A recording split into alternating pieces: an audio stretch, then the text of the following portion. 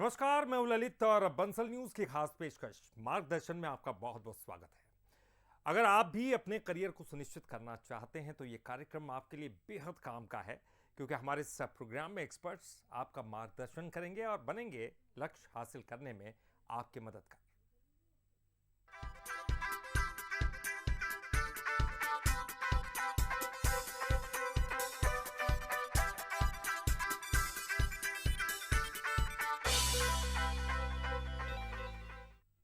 हमारे खास कार्यक्रम मार्गदर्शन में हम उन लोगों से आपको रूबरू कराते हैं जो शिक्षा के लिए बेहतर काम कर रहे हैं। कहीं ना कहीं वो ऐसा योगदान दे रहे हैं जो छात्रों को बेहद काम का है। छात्रों के मन में जो भी करियर को लेकर सवाल उठते हैं, उनका बेबाकी के साथ वो जवाब देते हैं, उनको हल करने की कोशिश करते हैं और कैसे शिक्षा का स्तर आगे बढ़ सके वो लगातार अपने जीवन में इस बात के लिए कोशिश कर रहे हैं। और मार्गदर्शन की इस खास पेशकश में हमारे साथ मौजूद हैं देवास से अंकुर मिश्रा जी, जो कि मिश्रा क्लासेस के डायरेक्टर हैं। अंकुर जी, आपका बहुत बहुत स्वागत करते हैं। नमस्कार सर।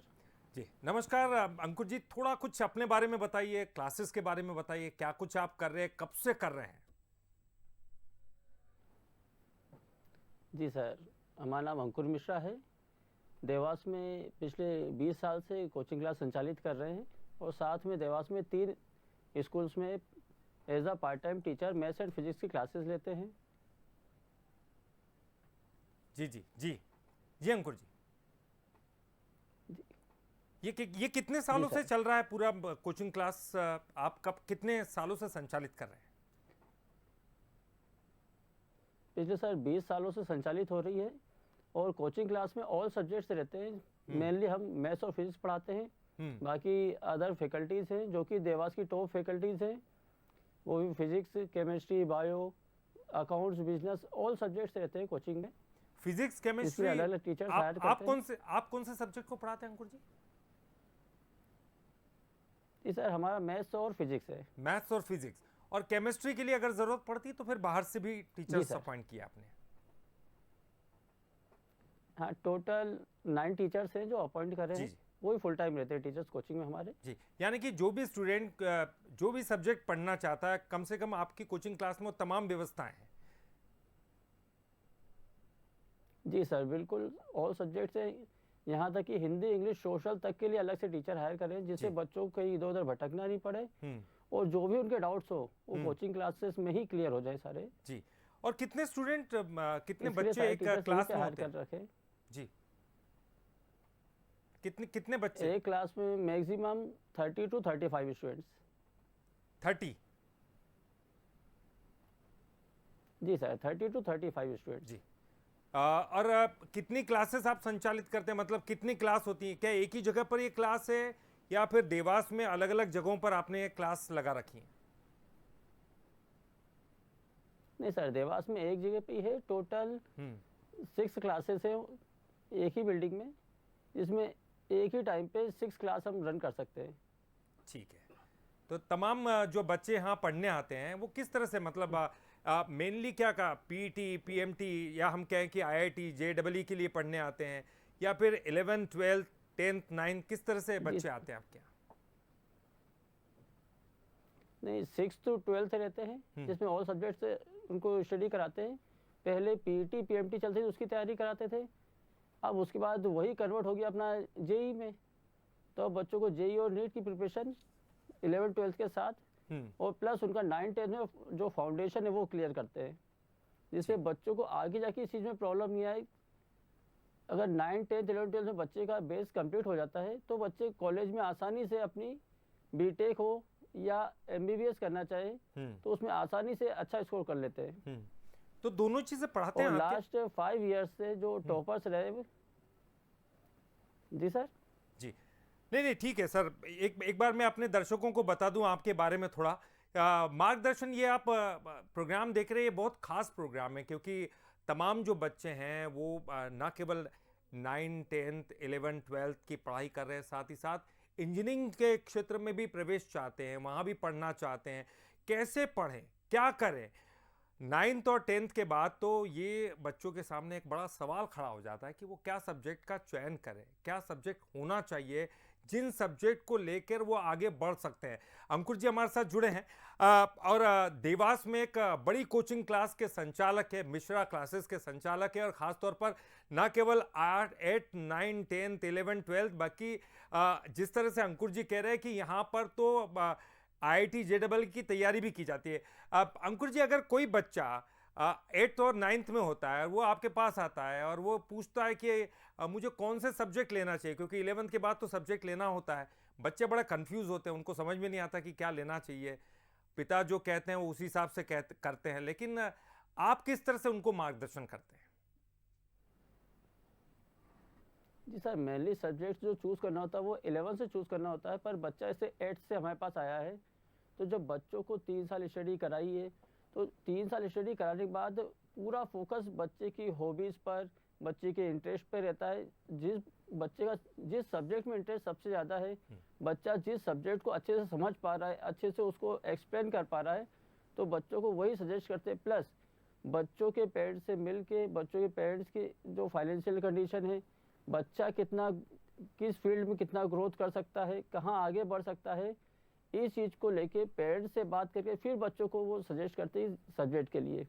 क्योंकि बच्चे फ्रेंड्स की बातों में आके सब्जेक्ट ले लेते हैं, बाद में फिर उनको इसके कारण बहुत ज़्यादा प्रॉब्लम होती है, और बहुत बार ये होता है कि बच्चे उसके कारण पिछड़ जाते हैं, बाद में सब्जेक्ट चेंज करते हैं, फिर आगे उनकी ग्रोथ में बहुत ज़्यादा इसके कारण रुकावट पैदा होती है। इसलिए जब भी सब्जेक्ट चूज़ करना होता है, तो बच्चों को प्लस बच्चों के पेरेंट्स को बुला के उनकी प्रॉपर काउंसलिंग करके उनकी फाइनेंशियल कंडीशन प्लस वो आगे क्या करवाना चाहते हैं, इन चीज़ों को लेकर फिर बच्चों को सब्जेक्ट के बारे में जानकारी दी जाती है। जी, ये बात आपने बहुत अच्छी कही, क्योंकि मैं कई परिचित ऐसे लोग हैं जिनके संपर्क में मैं आया, तो कई लोगों ने कई बच्चों का ये कहना था कि ये इंजीनियरिंग आगे स्कोप ज़्यादा है, क्यों डॉक्टर में स्कोप ज़्यादा है, तो मैं यही करूँगा। लेकिन ना तो बायोलॉजी में इंटरेस्ट था, ना मैथ्स में इंटरेस्ट था, तो वो आगे बढ़कर उनको बहुत नुकसान झेलना पड़ता है। जी बिल्कुल सर, ऐसे बहुत सारे स्टूडेंट्स आते हैं जो कि फ्रेंड्स के कहने पर, घर वालों के प्रेशर के कारण, कुछ स्कूल के कारण कि स्कूल में वो सब्जेक्ट अवेलेबल नहीं है तो दूसरा सब्जेक्ट ले लेते हैं, लेकिन बाद में ना तो ग्रोथ कर पाते हैं और ना ही वो आगे कॉलेज लेवल पे कुछ कर पाते हैं, बाद में सिर्फ पछताना पड़ता है उनको। तो इसलिए जब भी बच्चा 11th में आता है तो बच्चों को सबसे पहले ये चीज़ समझाते हैं कि बेटा पहले अपना जो फ्यूचर है वो ऐसे डिसाइड करो कि तुम किस सब्जेक्ट को अच्छे से कर पा रहे हो, तुम्हारे घर वाले, तुम्हारे जो पेरेंट्स हैं वो कितनी फीस एफर्ट कर सकते हैं। मान लो आपको MBBS करना है, पर घर वालों की जो फाइनेंशियल कंडीशन वो बहुत ज़्यादा लो है, घर वाले उस चीज़ को नहीं करा सकते, बाद में आपको या तो वो फील्ड छोड़नी पड़ेगी या आपका फिर पढ़ाई से इंटरेस्ट धीरे धीरे कम होता जाएगा।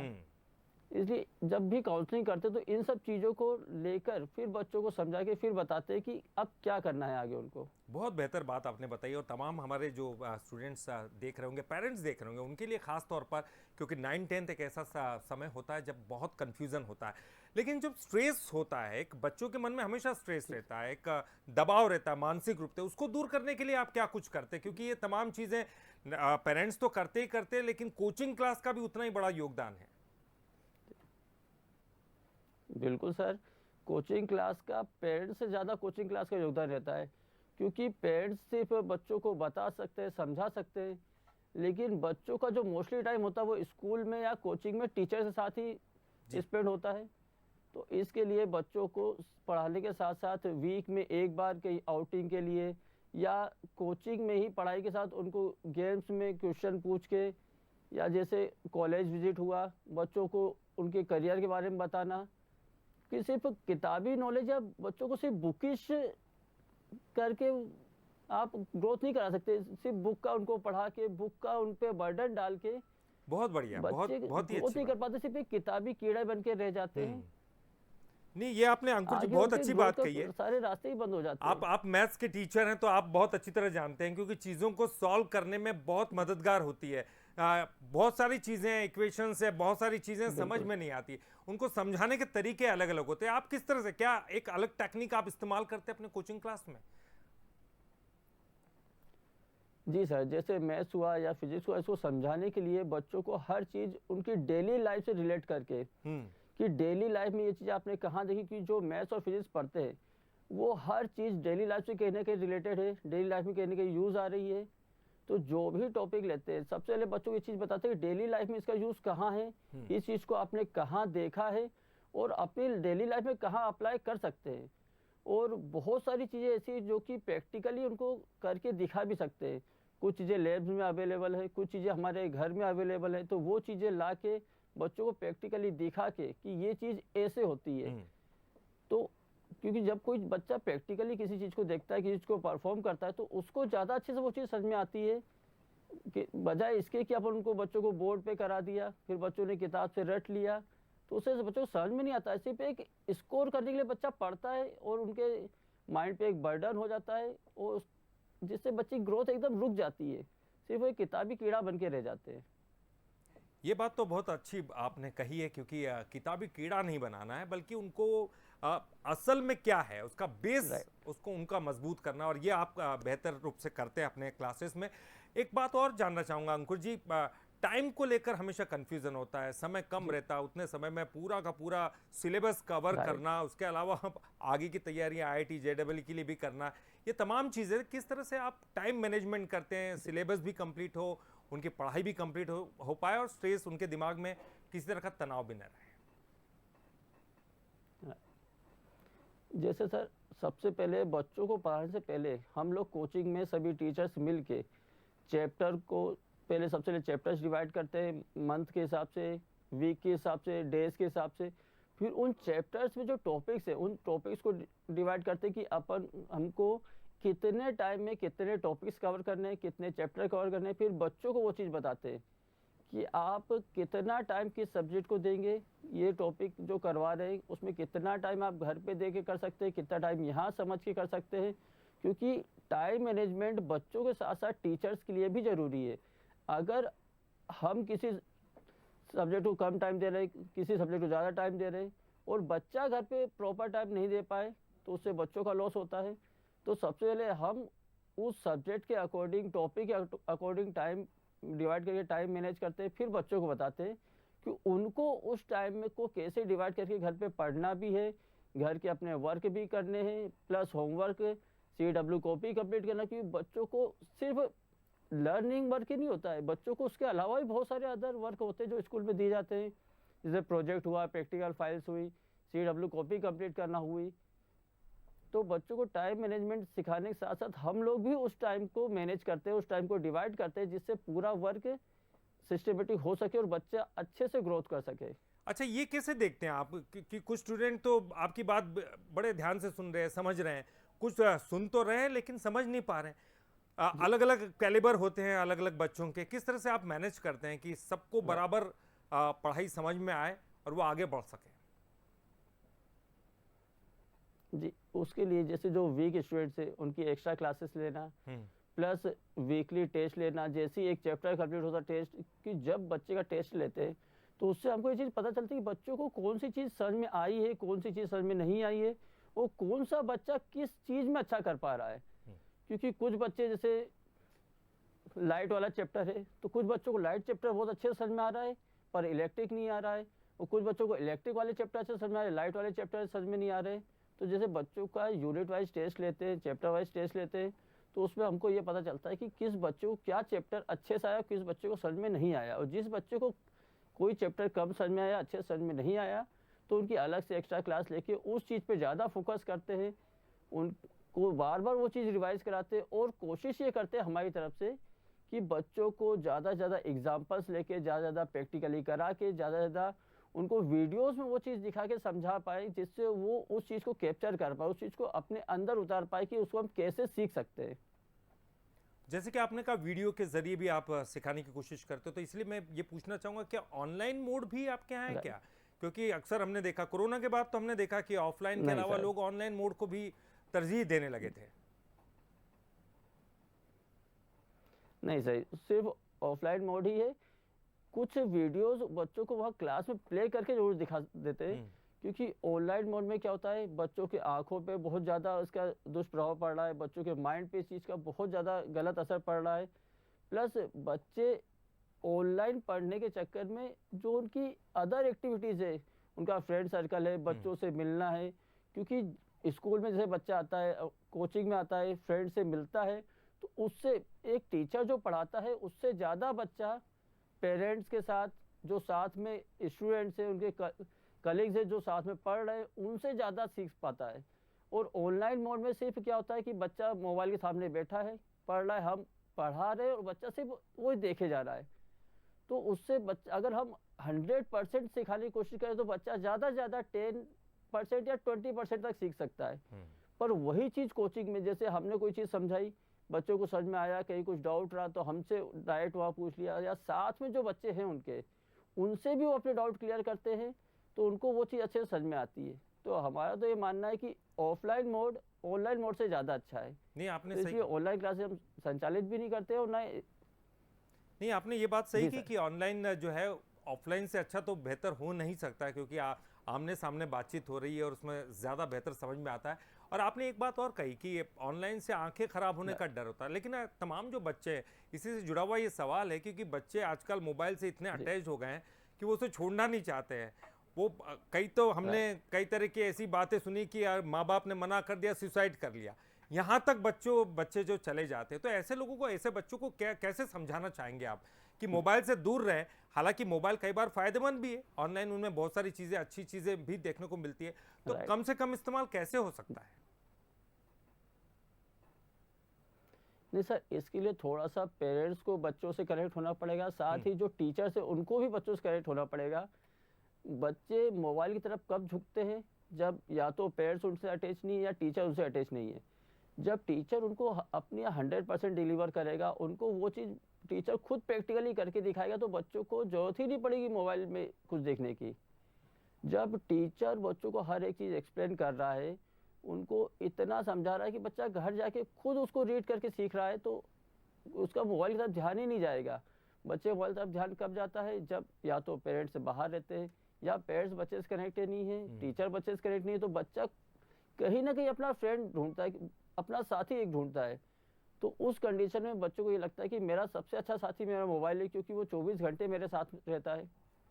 और यही चीज़ अगर पेरेंट्स करने लग जाए, बच्चे करने लग जाए कि बच्चों के साथ रहना, थोड़ा सा बच्चों को बाहर फ्री करना, तो उससे बच्चों का बाहर कनेक्टिविटी बढ़ेगी, तो वो मोबाइल से अपने आप दूर हो जाएगा।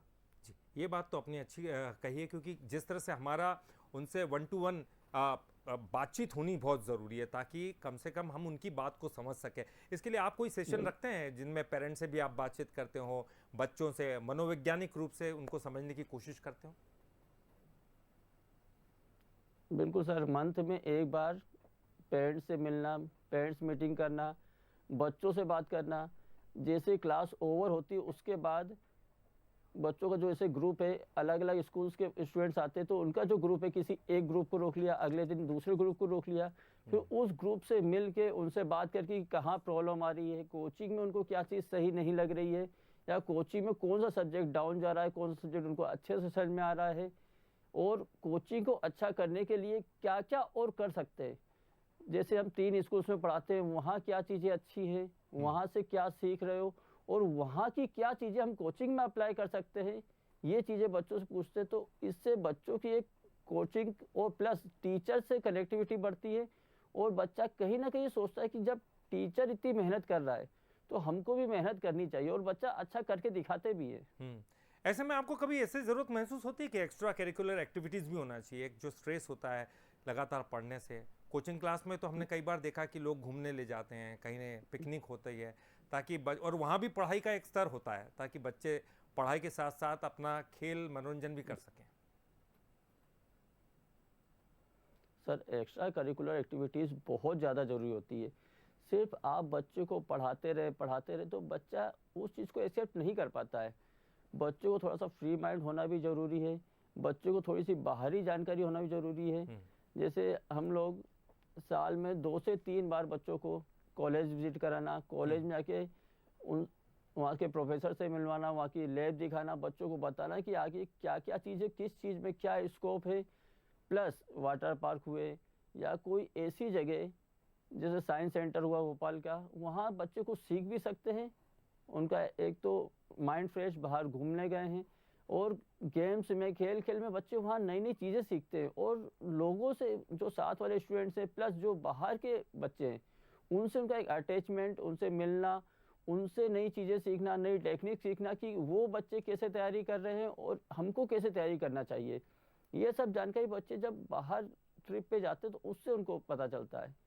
अगर ये चीज़ नहीं रखते हैं, बच्चा सीधे घर से कोचिंग आया, बेंच पे बैठा, सामने टीचर ने लेक्चर दिया, पढ़ के चले गए, उसमें सीखा क्या उनने? बिल्कुल। तो बच्चों को सीखने के लिए पढ़ाने के साथ साथ अदर एक्टिविटीज़ और जो ट्रिप्स हैं, बच्चों को गेम्स के थ्रू नई नई चीज़ें सिखाने की कोशिश करना, ये सबसे ज़्यादा इम्पोर्टेंट होता है। ये आपने सही कहा, क्योंकि किस चीज़ का कहाँ इस्तेमाल होना है, व्यवहारिक रूप से कैसे होगा, ये तमाम चीज़ें तो बाहर फील्ड पर जाकर ही पता चलती है, और ये बात आपने बिल्कुल सही कही है। लेकिन आप क्या मार्गदर्शन देना चाहेंगे? 12th के बाद अक्सर बच्चे कंफ्यूज होते हैं, उससे पहले भी उनको पता नहीं होता। 12th के बाद जॉब सिक्योरिटी किस क्षेत्र में ज़्यादा है? सर, जॉब्स सभी फील्ड्स में हैं, ऐसी कोई फील्ड नहीं है जिसमें जॉब कम हो या नहीं हो। बस बच्चों को उनका इंटरेस्ट प्लस घर वालों की कंडीशन देख के वो सब्जेक्ट चूज करना चाहिए कि जिसमें कम से कम कॉस्ट में बच्चा ज़्यादा तैयारी कर सके और अपने पेरेंट्स का भी साथ दे, प्लस अपनी पढ़ाई पे भी पूरा फोकस कर पाए और आगे अच्छे से ग्रोथ कर पाए। क्योंकि अब कॉलेज लाइफ में इंटर होंगे तो वहाँ पे जो बच्चे कुछ फ्रेंड्स के चक्कर में कि फ्रेंड्स उस कॉलेज में आ रहा तो हमको भी उस कॉलेज में आना है, फ्रेंड्स ये कर रहा तो हमको भी वो करना है, तो उसमें फिर आगे जाके कहीं ना कहीं बच्चे अटक जाते हैं और नहीं कर पाते।